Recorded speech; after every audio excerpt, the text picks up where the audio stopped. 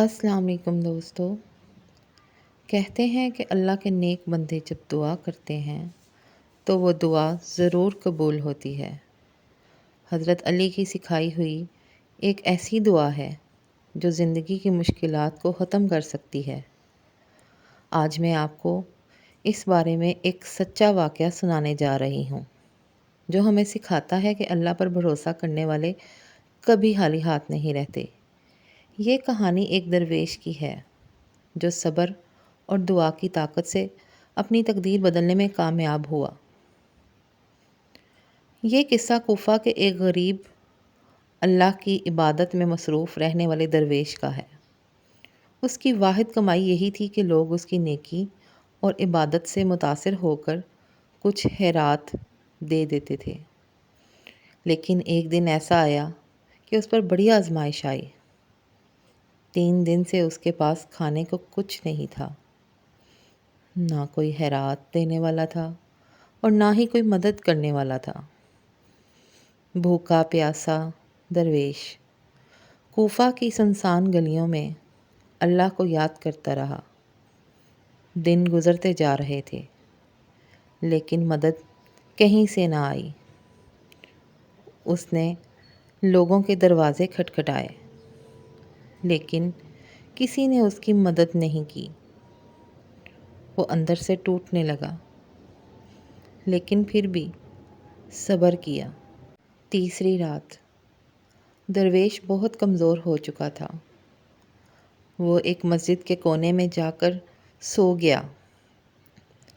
رات کے وقت اسے خواب میں حضرت علی کی زیارت نصیب ہوئی۔ سبحان اللہ۔ حضرت علی رضی اللہ تعالیٰ عنہ نے اس کو فرمایا، اے اللہ کے نیک بندے، مایوس نہ ہو۔ اللہ اپنے بندوں کو آزماتا ہے لیکن وہ انہیں تنہا نہیں چھوڑتا۔ جب بھی مشکل میں ہو تو یہ دعا پڑھو، اللہم اکفنی بحلالک عن حرامک واغننی بفضلک عمن سواک۔ درویش خواب سے جاگا تو اسے ایسا لگا جیسے کسی نے اس کے دل کو روشنی سے بھر دیا ہو۔ اس نے فوری طور پر وضو کیا اور اللہ کے حضور سجدے میں جا کر یہی دعا پڑھنا شروع کر دی۔ درویش نے یہ دعا مسلسل پڑھنی شروع کر دی۔ اب وہ اٹھتا بیٹھتا سوتا جاگتا، جہاں بھی جاتا چلتا پھرتا آتا جاتا، یعنی کہ ہر سانس کے ساتھ یہی دعا پڑھنے لگا۔ ہر نماز کے بعد اور ویسے بھی چلتے پھرتے اس کے ہونٹوں پر بس یہی دعا رہنے لگی۔ درویش نے یہ دعا پڑھتے پڑھتے حد کر دی کہ ایک دن وہ ایک بازار کے قریب جا کر ایک جگہ بیٹھ گیا کہ اچانک ایک اجنبی اس کے پاس آیا اور کہا، مجھے اللہ نے ہدایت دی ہے کہ میں تمہیں یہ دے دوں۔ درویش بہت حیران ہوا اور اس کے ہاتھ سے وہ تھیلی لے لی۔ درویش نے حیرت سے یہ تھیلی کھولی تو اس میں کئی سونے کے سکے تھے۔ وہ آنکھوں میں آنسو لیے حیران رہ گیا۔ اسے یقین ہو گیا کہ اس کی دعا قبول ہو گئی ہے۔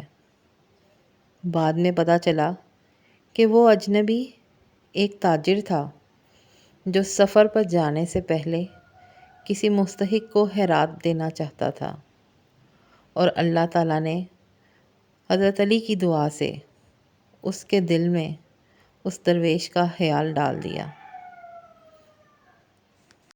یہ کہانی ہمیں سکھاتی ہے کہ اگر ہم صبر اور یقین کے ساتھ اللہ سے دعا کریں تو وہ ہماری تقدیر بدل سکتا ہے۔ حضرت علی کی یہ دعا نہ صرف رزق کے دروازے کھولتی ہے بلکہ ہمیں حلال اور حرام میں فرق کرنا بھی سکھاتی ہے۔ اگر آپ بھی کسی پریشانی میں ہیں تو اللہ پر بھروسہ رکھیں اور حضرت علی کی یہ دعا پڑھیں، کیونکہ اللہ کبھی بھی اپنے بندوں کو مایوس نہیں کرتا۔ بے شک توکل علی اللہ، اللہ پر کامل بھروسہ۔ حضرت علی ہمیشہ اللہ پر بھروسہ کرنے کی تلقین فرماتے تھے۔ اس کہانی میں بھی درویش کو اللہ پر یقین رکھنے اور دعا کے ذریعے اپنی مشکلات کا حل طلب کرنے کی ہدایت کی گئی، جو اس صفت کی عکاسی ہے۔ حضرت علی کو باب العلم کہا جاتا ہے، یعنی علم کا دروازہ۔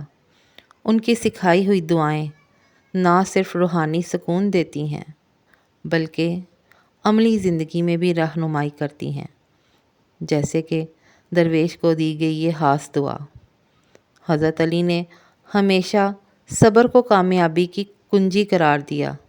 درویش کی آزمائش اور صبر بھی اسی صفت کی جھلک ہے، جہاں وہ بھوک، غربت اور مشکلات کے باوجود اللہ سے مدد مانگتا رہا۔